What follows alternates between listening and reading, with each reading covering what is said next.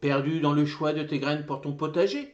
Ne t'inquiète pas, je vais te guider pour bien choisir les graines qui correspondent à ta région et surtout pour avoir des légumes magnifiques.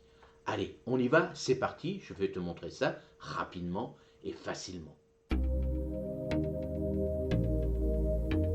Ce qui est important, c'est bien de choisir ces graines par rapport à son climat, par rapport à l'environnement, par rapport si vous êtes par exemple dans le sud, dans le nord, en montagne. Vous voyez? Donc ça, c'est important de bien choisir sa variété de graines, sa variété de légumes qu'on aura besoin par rapport à son environnement. Pour les climats tempérés, la carotte, la laitue, les haricots verts, les choux. Alors les carottes, elles, vous voyez bien qu'elles résistent bien au froid. Elles peuvent être plantées au printemps. Les laitues, ça peut être planté tout le long de l'année. Les haricots verts, bon, bien sûr, il faudra avoir de la chaleur. Donc nous, par exemple, dans le nord, il faudra les semer dès le mois de mai. Les choux résistent bien au froid. Donc on peut les planter soit au printemps, soit en été, soit à l'automne, en fonction des graines et des variétés qu'on aura choisies. Les variétés à climat plus chaud, alors nous, dans le nord de la France, il faudra les semer à chaud. Par contre, dans le sud, eux, ils pourront les faire directement en pleine terre ou dans des petits châssis. Alors, un exemple, la tomate. Alors, les tomates plus grosses, eux, préfèrent beaucoup plus de chaleur que la petite tomate cerise. Les courgettes, alors les courgettes, ça va, dans le nord de la France, il y a des variétés qui correspondent bien à notre région. Les melons, alors vous voyez, les melons, on a toujours un peu de mal, donc il faut mieux les faire, nous, dans le nord, plutôt sous des tunnels ou des châssis. Les concombres, eux, ça va, parce qu'il y a des variétés qui sont adaptées au nord. Les poivrons, pareil que les melons, poivrons, piments, aubergines, il faudra quand même les protéger, surtout de les faire germer à chaud et directement après les mettre à la bonne température, c'est-à-dire au mois de mai qui correspond chez nous à la fin des gelées, mais dans le sud, eux, ils pourront gagner à peu près un mois. Donc vous voyez, par rapport à ces variétés de graines, on choisira les variétés qui correspondent à notre région. Et aussi les climats froids. Les petits pois, les choux Bruxelles, l'ensemble des variétés de choux résistent bien au froid. Les radis, les épinards, les laitues préfèrent avoir quand même un climat quand même plus froid qu'un climat très très chaud. Quand vous avez semé des laitues et puis le temps était très chaud, hop, ils montent rapidement. Alors vous voyez, il faudra choisir ces semences par rapport à notre région. Regardez sur les petits paquets de graines, bien souvent, un exemple, tomate marmande, c'est dans le sud, donc voilà, il faudra se dire, cette tomate-là aime bien la chaleur, contrairement à des variétés qui sont, par exemple, le chou de Louviers. Le chou de Louviers, c'est un chou qui est de ma région, donc Louviers, c'est dans le nord, donc c'est un chou qui sera plus apte à la culture dans le nord de la France que dans le sud. Alors là, je peux vous montrer, c'est un petit calendrier que vous pouvez télécharger sur le site internet Le Jardin de Rodolphe. Donc voilà, ce petit calendrier, ça vous permet de savoir à quelle date les semis sont à réaliser ou les plantations, bien sûr. Mais vous voyez là, il y a la petite légende. Alors comme ça, vous avez les semis à chaud, en plein air, plantation, récolte, conservation. Donc ce petit calendrier vous donne pas mal d'indications. Donc on va dire par exemple pour les carottes. Alors les carottes, on peut les semer à chaud. À chaud, c'est-à-dire février-mars, pour nous, pour les avancer un petit peu, ou alors sous un tunnel, comme ça il est quand même plus chaud qu'à l'extérieur, et après en plein air à partir du mois d'avril jusqu'au mois de juillet. Moi j'en fais même au mois de novembre sous mes petits tunnels, et puis ça marche très très bien aussi. Donc vous voyez, vous adapterez vos semences par rapport à votre région. Donc par rapport à l'achat de ces sachets de graines, vous regarderez bien si la carotte correspond bien. Bien souvent, la carotte nantaise va à peu près dans toutes les régions. Mais des fois, il y a des variétés de carottes qui résistent mieux à la chaleur que d'autres. Donc bien, quand vous allez acheter vos graines en jardinerie ou sur les sites internet, vous regarderez bien la description de cette variété de carottes, si elle correspond à votre région. Là, vous avez les choux-fleurs d'automne qui sont, eux, à semer en avril-mai, donc soit en plein air si vous êtes dans le sud, ou soit sous un petit châssis comme nous dans le nord de la France. Donc après, on les plante à peu près un mois après. Donc en juin, juillet, en fonction de la grosseur bien sûr de votre plant, si vous les avez fait en micromeute ou directement en pleine terre dans les châssis ou à l'extérieur, et après vous mangerez ces choux-fleurs au début d'automne. Donc par exemple les concombres, alors là on a mis à chaud parce que c'est vrai que chez nous les concombres, par exemple dans le nord de la France, les concombres ils seront semés de mars à avril, mais dans le sud eux, ils pourront les faire directement en pleine terre dès le mois d'avril, même sous un petit châssis dès le début de mars, parce que chez eux les températures sont quand même mieux que chez nous dans le nord. Et pareil, dans les régions montagneuses, peut-être qu'ils commenceront vraiment à faire leur semis à partir du mois de mai, parce que jusqu'au mois d'avril, il y a encore des gros gelées ou de la neige, par exemple. Donc bien choisir la variété de graines que vous allez choisir par rapport à votre région. Alors quand on démarre un potager, c'est vrai qu'il faut choisir ses semences par rapport à son expérience. Alors je vais vous donner une petite liste des légumes qui sont quand même couramment cultivés, c'est-à-dire semés et cultivés dans nos potagers de débutants. Alors les tomates le plus simple, ça va être des petites tomates cerises au démarrage. Si vous ne connaissez pas trop comment cultiver des tomates, rien ne vous empêche d'acheter un ou deux petits pieds de plus grosses tomates style marmande, cœur de bœuf, vous verrez bien. Mais si vous faites des tomates cerises, en règle générale, vous réussissez à 100%. Les radis, bon, ça se sème facilement, il n'y a aucun souci.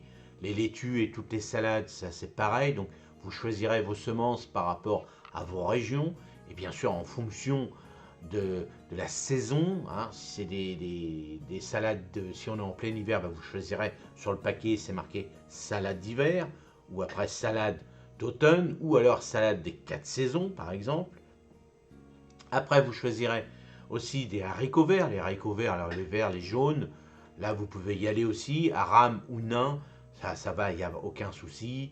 Après les courgettes, ça c'est pareil, ça court partout, il n'y a pas de courge, courgette, tout ça là, franchement ça va. Bon, à part si on a des étés un peu humides, bon ils attrapent un peu de maladie, mais en règle générale la courgette c'est facile et c'est une culture pour débutants, c'est très très bien. Les petits pois aussi pour les débutants ça marche très très bien. Les carottes, alors les carottes c'est simplement le sol qui doit quand même être assez léger, drainant pour éviter d'avoir les carottes fourchues, mais rien ne vous empêche d'en faire un petit peu en semences.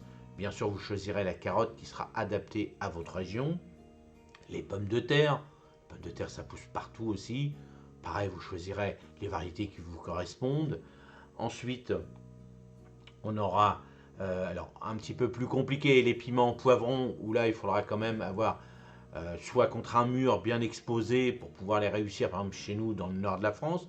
Moi, les poivrons et les aubergines aussi, j'ai mis ça contre mon atelier où c'est une surface en bois, donc ça capte énormément la chaleur, donc je les ai réussis cette année. Quand il n'y a pas trop de maladies ou pas trop d'humidité, il n'y a pas de problème pour réussir ce genre de semences. Ensuite, les concombres, cornichons, voilà, même dans le nord de la France, voilà, il n'y a aucun souci. Bien sûr, dans le sud, ils les semeront bien avant par rapport à nous, nos régions, et dans les zones montagneuses, ils les planteront un mois par rapport à nous en Normandie. Ensuite, on pourra choisir des variétés de graines bio ou pas. Ça, c'est votre choix. C'est sûr que les variétés qui ne sont pas bio seront beaucoup moins chères. Mais attention, bien souvent, ces variétés qui ont été cultivées pour faire de la graine ensuite, bon voilà, il y a beaucoup de pesticides, beaucoup de chimie autour.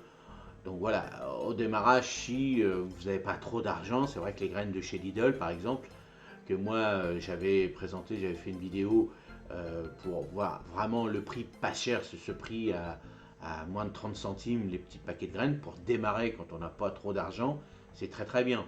C'est sûr que c'est des graines qui sont remplies de chimie, vous les cultiverez comme vous voulez. Soit vous continuez derrière à mettre de la chimie ou pas, ou si vous mettez rien à côté sans produits chimiques, ça va quand même atténuer toute cette chimie qui a été mise, surtout pour réussir à faire ces graines. Ensuite, des graines bio, bien sûr, ces variétés de graines sont beaucoup plus chères parce qu'il y a beaucoup plus de travail à faire autour et il y a moins de chimie. Donc là, vous choisissez. Après, il y aura les graines qui seront des graines F1 qui, elles, sont beaucoup plus chères aussi parce que c'est des variétés non reproductives. Mais bon, voilà, ça, c'est des variétés, vous verrez, par rapport aux achats de graines que vous allez faire dans les magasins, vous verrez bien que les graines F1, par rapport à une graine qui est plein de chimie, c'est le jour et la nuit.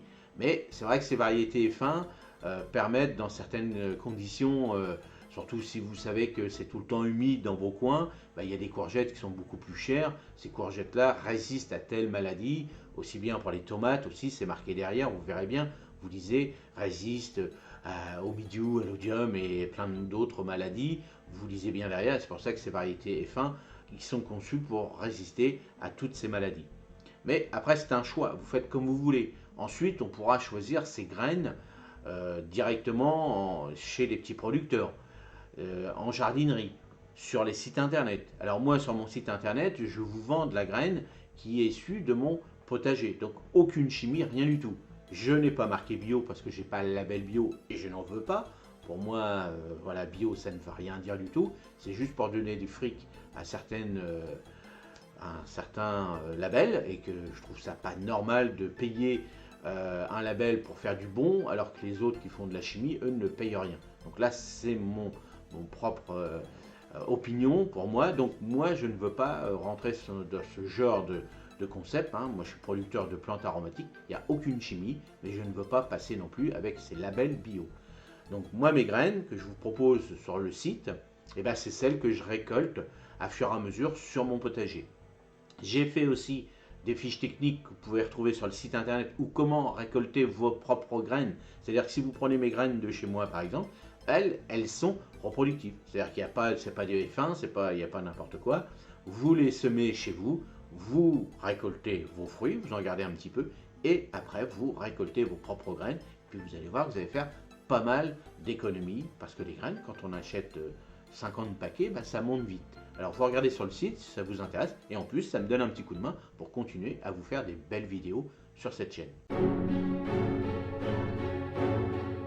Ensuite, vous pouvez aussi récolter des graines gratuites. Alors bien souvent dans certaines municipalités il y a des, je ne sais plus comment on appelle ça, des graineries gratuites et puis vous faites des échanges sur les sites, sur les réseaux sociaux, Facebook, tout ça, des fois vous pouvez avoir des échanges de graines.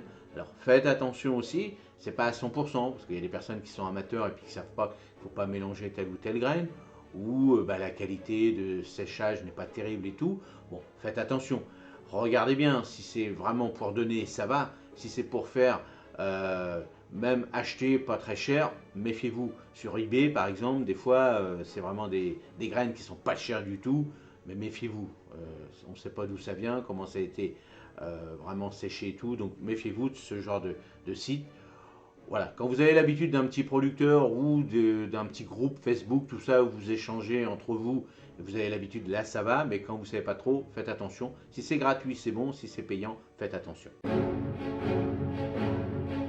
Et vous, quelles graines vous allez semer dans votre potager pour le potager 2024 ? Dites-moi dans les commentaires. Et dites-moi aussi comment vous faites vos échanges. Si vous avez des petites astuces avec des échanges sur Facebook ou tout autre réseau, mettez-les dans le commentaire pour partager avec les autres. Ça, c'est super. Et puis, n'oubliez pas, si vous voulez me donner un petit coup de main, allez sur mon site internet et je vous en remercie. C'est bientôt Noël. Faites-moi des cadeaux. Allez, salut, à la prochaine vidéo. Merci.